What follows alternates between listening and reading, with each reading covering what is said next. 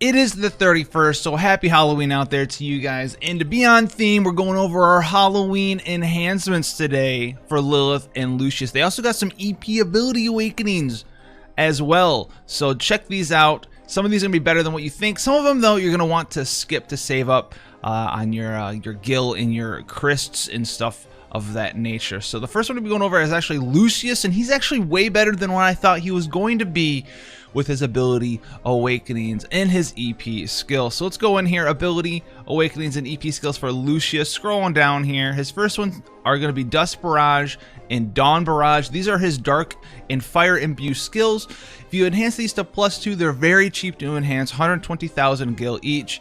It's going to be a 9 times multiplier for each of them. It's still going to have that 5-turn imbue, and it's going to be a Divine Ruination Chaining Frame family. So definitely go ahead and pick these up if you're going to be using Lucius. This is going to help you build that chain up on turn 1 or whatever turn you need that self-imbue. Build the chain up even though the multipliers are really low, and then you'll hit that chain cap relatively shortly afterwards and start doing massive damage that way. Now the next one here is going to be Demon Chemistry. Demon Chemistry, if you +2 it, it's going to give you a chance to counter physical attacks with a 50% proc rate with Mnemonic Mirage +2. Also with magic attacks as well, but the main thing here is going to give you that 50% attack increase. So you're going to want to pick this up primarily for the 50% passive attack. This is going to allow you to hit that 400% attack cap easier, while also, you know, you still need to hit that 200% true dual wield attack cap with Lucius as well. So you're going to want to pick this up just for that attack percent cap. The counter thing is pretty cool, but it's really about the attack percent cap here as well. And I think the counters are changed as well to chain with Lilith. I do believe, possibly. It doesn't really say here.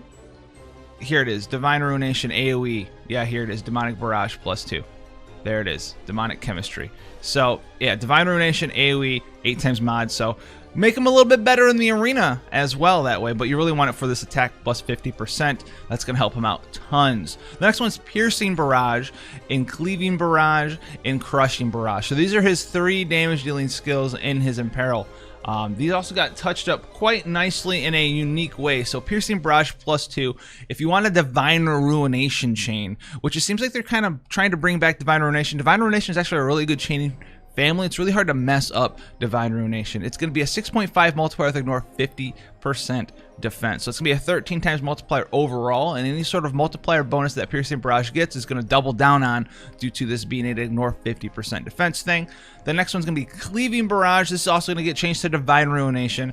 This is going to be his Imperil, his 65% fire and dark Imperil, 7 times multiplier. Here, if you are going to make him Imperil and this is the skill you want him to Imperil with, you can pick this one up. But you might have a better Imperil than 65% for fire or dark laying around on different characters. So if you do have a better Imperil than that, then leave Cleaving Barrage unenhanced. You're not going to use it if you have a better Imperil than that. And it's not going to be too hard to have better than 65% nowadays. Now, there's also Crushing Barrage, which is going to be a 13 times multiplier at +2. And it's going to be the Bolting Strike Chain Frame family. And this one also is extremely cheap to level up here. It costs 120,000 gil in no tier 5s period per level up there. So you definitely want to pick up the Crushing Barrage +2 and the Piercing Barrage +2 for the Bolting Strike and Divine Ruination Chain Frame families. And then his TMR, his Super TMR activated Trust ability actually got buffed up here with an ability awakening. You're going to want to get this one. I think it's one of his most expensive, not his most expensive one. It's going to give you attack and MP 30%, limit burst damage 50%, 100% true dual wield, and the 6 times mod dual wield mastery chain max cap, and also is going to upgrade his limit burst. So Unholy Strength is definitely something you need to unlock here on him. And then we have Immortal Demon +2 here. This is going to be a 3-turn cooldown available on turn 3. Auto revive is applied with 10% HP. For 2 turns. He's going to recover 10,000 HP. He's going to increase his resistance to attack, defense, magic, and spirit break by 100% for 2 turns. But most importantly, it's going to be a 40 times modifier chain to all enemies. And it's going to be the Divine Ruination Chaining Frame. Now, we did have Carton come out. Carton's got a really cool skill too. 99 times modifier, right? Lengthy cooldown. Can only use it once every like 11 turns. And it doesn't work with dual wield. Cartons does not work with dual wield. Immortal Demon +2, from what I can see here, it doesn't say anything about not working with dual wield at all. So if this does work with dual wield, it's going to be an 80 times modifier compared to Carton's 99. And you can't use this on turn 1, but you can use it more often due to it being a 3-turn cooldown and not something crazily ridiculous like a 11-turn cooldown like Carton. So this is going to be a fantastic skill to pick up for Lucius here, even if it doesn't work with dual, which it should. Even if it doesn't though, it's still gonna be one of his best skills to pop off there with that physical damage 40 times multiplier. You would just throw this into one of his triple casts. You've heard that right. He also has another cooldown skill right here with Aggressive Presence, 5-turn cooldown available on turn 5. It's gonna give him a 300% attack bonus for 4 turns. Give him 300 MP, increase your limit burst gauge by 12. It's going to take away the HP damage that it used to do and the defense and spirit break that it used to do. No longer does it do those negative things. And it's also going to add a 22 times multiplier AoE Divine Ruination Chain attack to Aggressive Presence +2 here. So that's going to be a pretty fantastic skill. 300% attack buff. I mean, it's pretty hard to get a 300% attack buff nowadays. So that one's pretty amazing there. Now we also have Dark Commandment here, which is going to give you Dark Frenzy +2, which gives you a bunch of skill modifier increases. But Dark Frenzy +2 is going to be triple cast. You may have saw that when we scrolled down previously.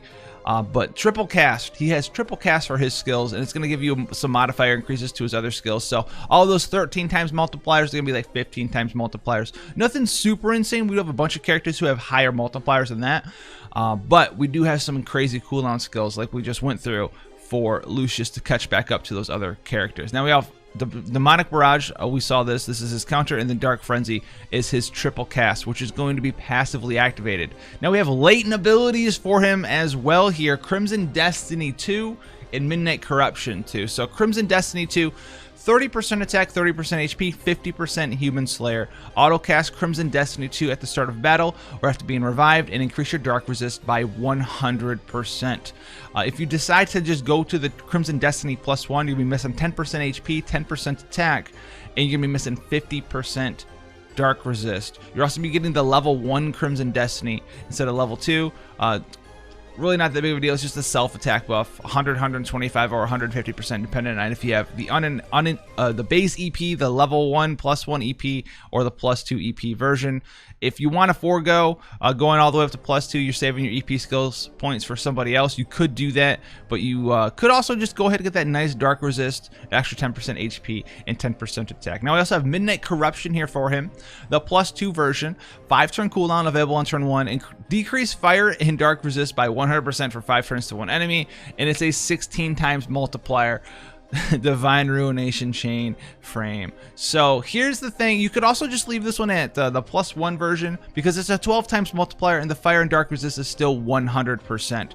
All you really get for taking it all the way up to +2 is a 4.0 mod increase to the damage skill there. If you're going all in on Lucius, then definitely go ahead and go all the way to +2. If you don't really care about that +4 extra mod to take it from 12 to 16, then you can just leave it at Midnight Corruption 1, and you won't really have to worry about it all too much. Now, as Enhanced Limit Burst, if you have the enhanced version, which is enhanced after upgrading his Ability Awakening skill as passive, it's going to be a 38 times multiplier at max level. Now remember, he also has 50% limit burst damage. So his limit burst at max level with that enhancement is going to give him a 250% attack buff for 3 turns, and then do a 38 times multiplier that is increased by 50% limit burst damage passive. So that's going to be quite a lot. There's a 19 times multiplier increase there.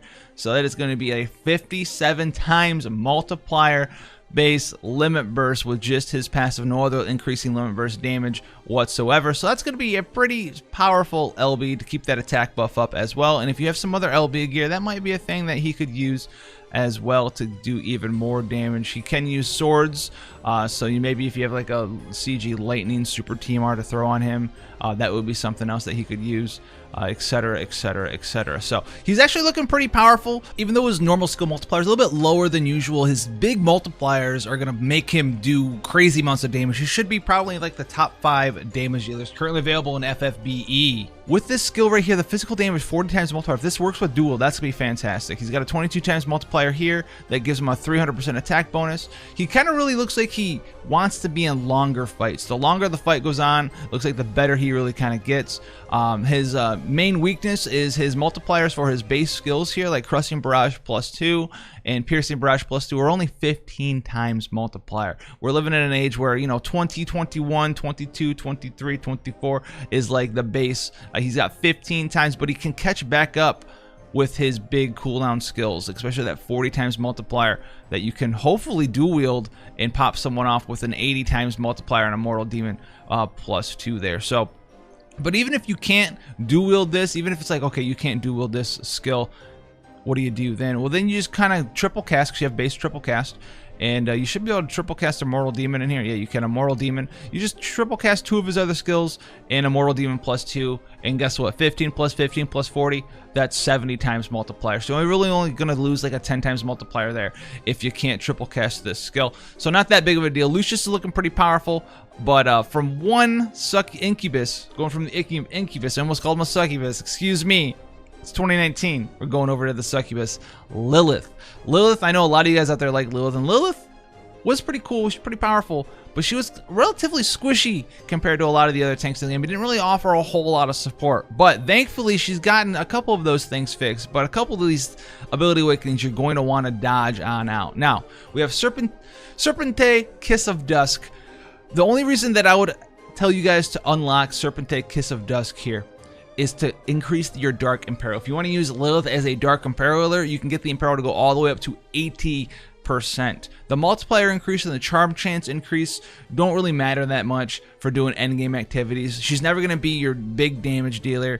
10 times multiplier spirit modifier isn't gonna do anything really to bosses, honestly. And since she's your tank, you're not gonna be throwing a bunch of magic killers and stuff on her. She's not gonna be doing tons of damage or anything crazy like that, but you can use her as an 80% Dark Imperiler by +2ing this Kiss of Dusk. Now you can also, with the Kiss of Dawn, use her as your Fire Imperiler for 80% there as well. The charm stuff doesn't matter, guys, because the bosses are just immune to charm nowadays, and like I said, the multiplier increases don't matter for the spirit scaling because the bosses are gonna be like, my HP pool is 250 million and you just hit me for like 5 damage, and they're just gonna look at you with disdainful looks in their eyes as you try to kill them with your tanks nowadays.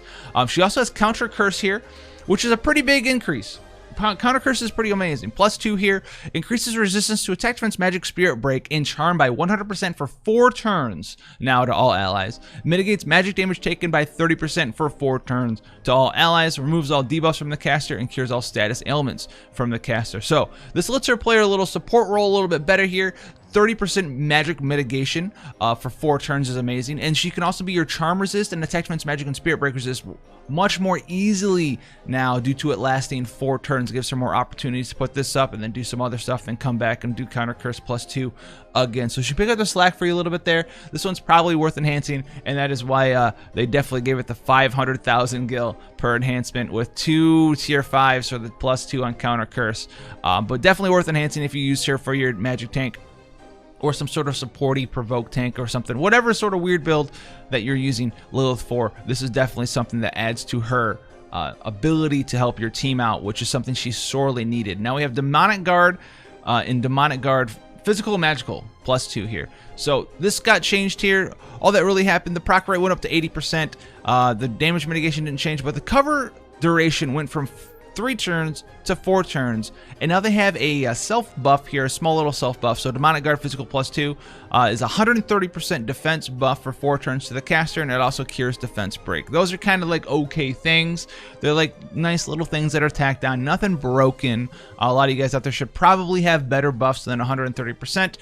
The fact that it removes your defense break, hopefully you're not getting defense broken in the first place, and if you are, you have some way to remove it from your entire party, because probably your whole party has broken defense at that point. There are some niche scenarios where this will come up and be really pretty cool, you know, like Single Target Dispel, etc., etc.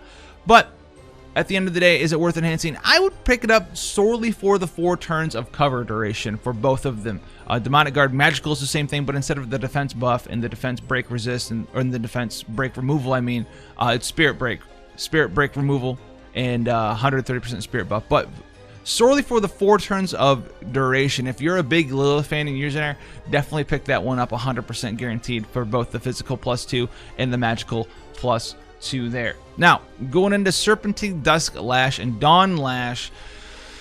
These ones I can kind of get behind here. So if you need the highest imperil possible, then this is what you go ahead here. You do the Dusk Lash, has 90% imperil, and the Dawn Lash has 90% imperil as well. 90% Dark Imperil for Dusk Lash, 90% Fire Imperil for Dawn Lash. Which means, guess what, guys? Kiss of Dusk and Kiss of Dawn, just forget about these. Don't enhance these at all. The Charm thing doesn't matter. The 80% Fire Resist and 80% Dark Resist don't matter. I know, I kind of led you on thinking that, okay, these ones would be pretty good. That's why they're so cheap, I guess, is because these ones really don't matter. The multipliers are lower. The Charm thing doesn't matter on bosses and stuff. And it doesn't matter in Arena because defense teams don't have ability awakenings activated during Arena for whatever reason. So don't even do that for Arena. So really what we're looking at is Dusk Lash and Dawn Lash here. These ones are skills that you'll probably pop up if you want to have that 90% imperil. The multiplier is 12.0. Still not going to kill anything with a 12.0 multiplier. 50% Charm still doesn't matter. We're doing it just for the 90% imperil. So if you want 90% Fire Imperil for 5 turns to an enemy, Dawn Lash. You want 90% Fire Imperil. Or Dark Imperil, excuse me, for 5 turns one enemy, then you want Dusk Lash. Now, are these AoE? These ones are AoE up here. If you do want AoE Imperil of 80%, then you're still needing to do the Kiss of Dawn and the Kiss of Dusk. But if you want single target 90% Imperils, then you need to be coming down here for the Kiss of Midnight. Or not the Kiss of Midnight, the Dusk Lash and the Dawn Lash. Speaking of Kiss of Midnight, though, here's one that I just can't get behind. Here's one I just can't get behind. So Kiss of Midnight, I think you guys should definitely skip. It goes up to Kiss of Midnight +2, Inflict Charm 40% for 1 turn to all enemies, Fire and Dark Magic Damage 12.0, Spirit Scaling to all enemies, recover 6,000 HP to the caster with a little bit of a healing modifier, and recover 75 MP Aurora Ray Chaining Frame family. I can't get behind this one. I'd probably leave this one unenhanced. I know some Lilith purists be like, I'm enhancing all of my Lilith skill, and you do that, man. You have fun. You have all of the best Lilith skills, but this...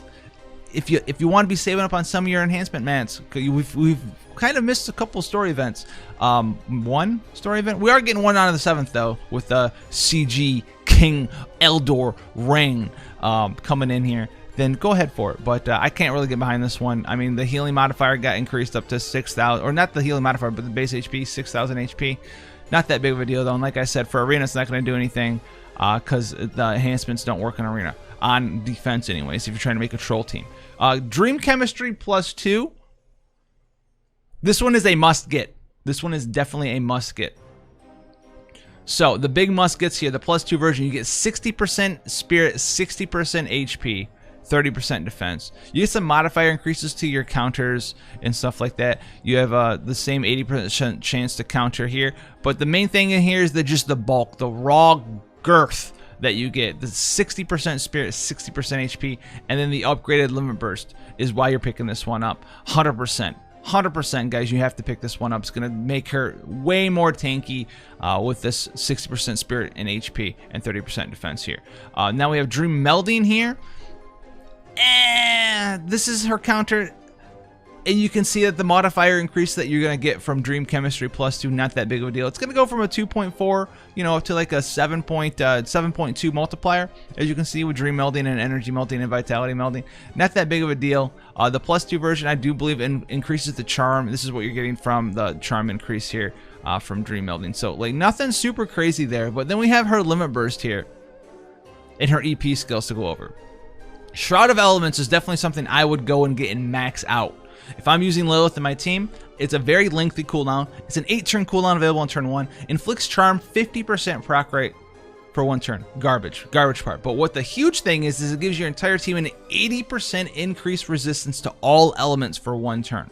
And then gives Lilith herself 100% increased resistance to all elements for 1 turn. So this is like Marie's big cooldown skill, where it was giving the entire party 100% elemental resistance that people used back in the day to cheese a couple of gear requirements for some bosses out there. And she just kind of has it. It's not quite the same thing because it's 80% to everything, except for her, where she gets 100%. But it is still very strong. It is a very nice cooldown skill for her. Now we also have Enchanting Boots. I want to call it Boots. Enchanting Boost. Definitely pick this one up. You don't have to take this one very high though, because they're all 6-turn cooldowns available on turn 3.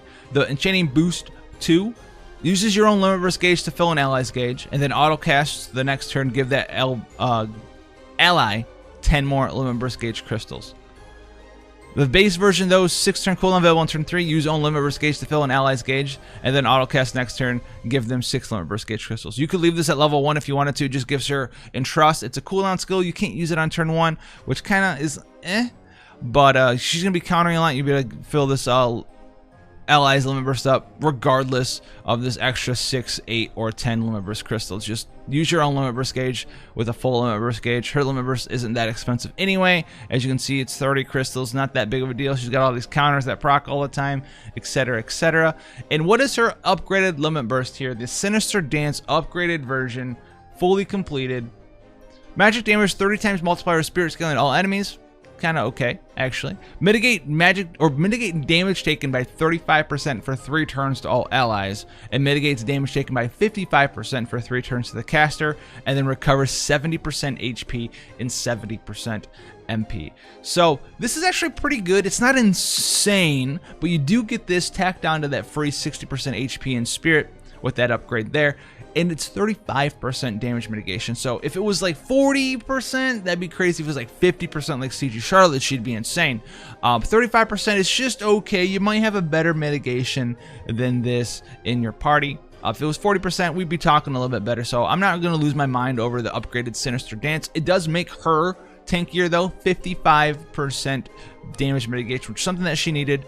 So definitely you're more inclined to fire off your limit burst to make your own Lilith more tanky. This 35% for 3 turns of allies probably won't come into play all that much because you know, it's only 5% more than the quote-unquote standard damage mitigation of 30% flat mitigation to your entire party. But you know what? If you're out there looking for some damage mitigation to fit into your party you couldn't before, Lilith might be the answer for you now to put in 35% general mitigation for your whole party. And she also brings 30% magic mitigation, so keep that in mind, guys. But all in all, I think Lilith is pretty good. She's not like super insane or anything, but she's got much more of a niche to fill in your party. She can be your Imperiler, she can be your damage mitigator if you need her to be. She can entrust now every once in a while.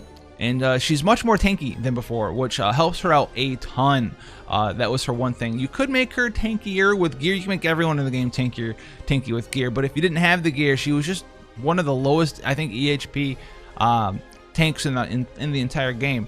But now she's good to go. Lucius, my man. He's out here ready to fight Carton for who's the best Fire and Dark Fist weapon user currently in FFBE. Carton's going to beat him. I'll tell you that right now. I'm pretty sure anyway. He should beat him by a mile. But Lucius is going to hold his own right. So if you guys wanted to see more stuff like this, ability awakening guides, all that other good stuff, go ahead and hit that subscribe button and turn the notification bell on so you actually get notified and YouTube will realize that you're semi-interested in my channel, possibly. Or maybe you're taking pity on me. Who knows? It's one of the two things. Also, today we're going to be having another video. Hopefully, I'll see you guys then. Take care, guys.